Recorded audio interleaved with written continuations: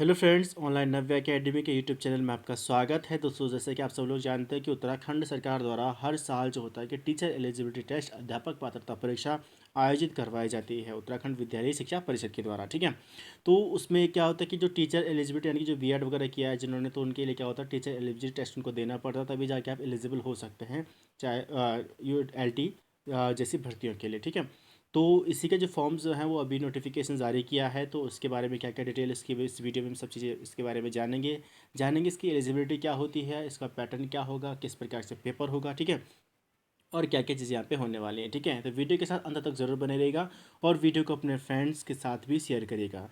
ठीक है, तो चलिए स्टार्ट करते हैं आज का वीडियो। तो जैसे कि आपको सामने दिख रहा है कि date of submission of online form की जो डेट जो है वो 1/9/2021 से 30/9/2021 यानी कि सितंबर माह का पूरा आपके पास टाइम है। ठीक है, last date of submission online जो सबमिशन जो है वो 30/9 को है। ठीक है, 5 शाम के 5 बजे तक है। और इसकी फ़ीस जो आप जमा कर सकते हैं 30/9 रात के 12 बजे तक इसको जमा कर सकते हैं, 30 सितंबर यानी कि इसी मंथ, यानी कि इस एक मंथ का आपके पास यहाँ पे टाइम मिला हुआ है। ठीक है, तो इसके बारे में जानते हैं और सभी चीज़ के बारे में देखते हैं। तो इसमें जो एलिजिबिलिटी क्या होती है, टीईटी आपके पास फर्स्ट और सेकंड दो पेपर आपके पास यहाँ पे होते हैं। ठीक है, तो इन दोनों में आपके पास क्या क्या चीज़ें होंगी इसके बारे में। फर्स्ट जो होता है 1 to 5th क्लास के लिए होता है और सेकंड जो होता है आपके पास 6 to 12th के लिए होता है। ठीक है, 8 to 10 सॉरी। ठीक है, 6 to 10th के लिए होता है। और जैसे कि लेक्चर वगैरह के, तो यहाँ पे अभी तक टीईटी का यहाँ पे कोई भी ऐसा नहीं रखा गया है लेक्चरर के लिए। ठीक है, तो न्यूनतम यहाँ पे आपके पास क्या होता है कि 50% आपके अंकों से आपके पास इंटरमीडिएट के 10+2 में 50% होने चाहिए फर्स्ट के लिए। यूटेट फर्स्ट की बात हो रही है। साथ ही आपके पास द्वितीय 2 वर्ष का डिप्लोमा डीएलएड हो, चाहे बीटीसी बीएड जो भी आपने किया हुआ है। ठीक है, या 45% अंकों से आपके पास उच्चतर माध्यमिक 10+2 एवं प्राथमिक शिक्षा शास्त्र में आपके पास डिप्लोमा होना चाहिए, डीएलएड बीटीसी का होना चाहिए, या फिर जो कि राष्ट्रीय अध्यापक शिक्षा परिषद मान्यता मानक क्रियाविधि द्वारा विनियम 2002 के अनुसार प्राप्त हो। ठीक है, या आपके पास 50% में आपके पास क्या होना चाहिए, 10+2 आपका कंप्लीट होना चाहिए, या फिर 4 वर्ष से आपके पास शिक्षा शास्त्र में बीएलएड होना चाहिए। ठीक है, फिर आपके पास है 50, या तो फिर आपके पास 50% के लिए 50% के साथ 10+2 यानी कि आपके पास 50% होना चाहिए, और साथ ही आपके पास शिक्षा शास्त्र विशेष शिक्षा में द्वितीय वर्ष का आपके पास 2 वर्ष का डिप्लोमा होना चाहिए। फिर आपके पास है कि या तो आपके पास ग्रेजुएशन हो और साथ ही आपके पास बीएड डीएलएड, यानी कि या तो डायरेक्टली ग्रेजुएशन, अगर आपको अब नॉर्मली ग्रेजुएशन के बाद या बीएड करेंगे तो सीधी सी बात है तो आपके पास ऑब्वियसली होगा ही। और इंटर में अगर इसी से तरीके से, तो इंटर में आपके पास 50% जो आपके होने चाहिए। ठीक है, अगला हम देखें राजकीय प्राथमिक विद्यालयों से मानदेय पर कार्यरत ऐसे शिक्षामित्र जिन्होंने राज्य सरकार की अनुमति के पश्चात इंदिरा गांधी राष्ट्रीय मुक्त विश्वविद्यालय इग्नू से बीएड उन्होंने किया है, तो वो भी इस परीक्षा में उत्तीर्ण कर लिया है, तो वो भी इसके लिए पात्र होंगे। ठीक है, यानी कि इग्नू बीएड जिन्होंने किया है और उस भी डीएलएड या इग्नू बीएड जो आपने किया हुआ वो भी इसके लिए एलिजिबल होंगे। जिस अभ्यर्थी ने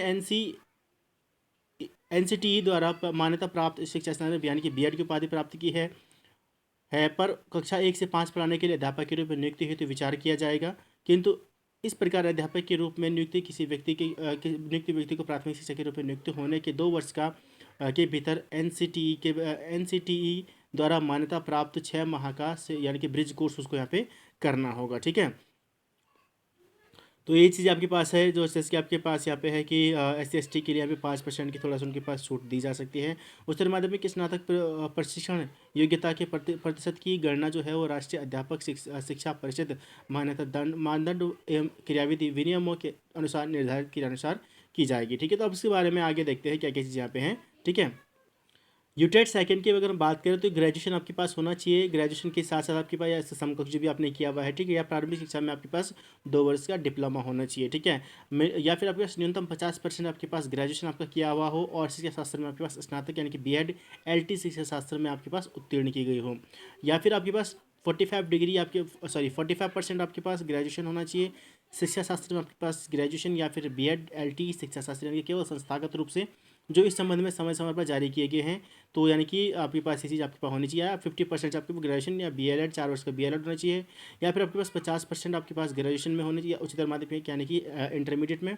ठीक है, 10+2 में एवं 4 वर्ष के आपके पास BA BSD BSc एड जो आपके पास हो गया, बी एड हो गया, ये सब चीज़ आपके पास होनी चाहिए, तब जाके आप इसके लिए भरने के एलिजिबल होंगे। ठीक है, तो एक वर्षीय डिग्री प्रशिक्षण पाठ्यक्रम जो इसमें जो आपके पास सभी चीज़ यहाँ पे दी गई है, ठीक है। तो इसके बारे में आगे देखते हैं हम, इसका सिलेबस किस प्रकार से होगी। तो आपके पास हो गई एलिजिबिलिटी, ठीक है।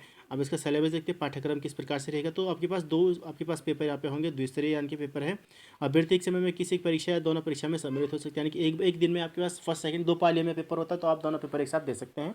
वो आपके अपनी प्रिपरेशन पे आपको ध्यान देना होगा, ठीक है। इस तरह की परीक्षा एक ही दिन में दो पालियों में यहाँ पे आयोजित की जाएगी। एक ही आवेदन पत्र भरना होगा, ठीक है। एक ही आवेदन पत्र आप भरेंगे, दोनों में आपके पास फर्स्ट और सेकंड दोनों का जो ऑप्शन होगा उसको आपको दोनों को टिक करना होगा, ठीक है।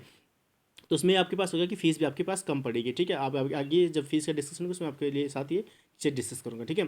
तो आपके पास बहुविकल्पीय आधारित यहाँ पे प्रश्न पत्र होगा, प्रत्येक प्रश्न पत्र 1 अंक का होगा, और जो कि आपके पास 2.5 घंटे में पूरा करना है। 150 टोटल आपके पास क्वेश्चन होंगे दोनों पेपरों में, ठीक है। तो इसमें आपके पास भाषा सेक्शन अलग अलग तरीके से होंगे, फर्स्ट और सेकंड आपको भाषा चयन करनी पड़ेगी, वो आपके पास फॉर्म में ही करनी पड़ेगी आपको, ठीक है। पहला आपके पास प्राथमिक यानी कि यूटेट फर्स्ट आपके पास है, तो आपके पास पाठ्यक्रम क्या रहेगा, पीडी चार्ट पीडी होगी आपके पास आएगी, 30 प्रश्न आएंगे, 30 अंक का होगा। प्रथम भाषा जो कि हिंदी और संस्कृत में से कोई भी आप चुन सकते हैं, ठीक है। 30 नंबर की होगी। द्वितीय भाषा आपके पास 30 नंबर की होगी, 30 नंबर की होगी, ठीक है, और 30 अंक की होगी। गणित आपके पास यहाँ पे आएगा, मैथ्स आएगा, 30 प्रश्न आएंगे और 30 अंक के आएंगे। पर्यावरण अध्ययन आपके पास एनवायरमेंट साइंस यानी कि ईवीएस आपके पास यहाँ पे आएगा, 30 प्रश्न का पूछा जाएगा और 30 अंक ही यहाँ पे होंगे। टोटल 150 क्वेश्चन आपके पास यहाँ पे पूछे जाएंगे।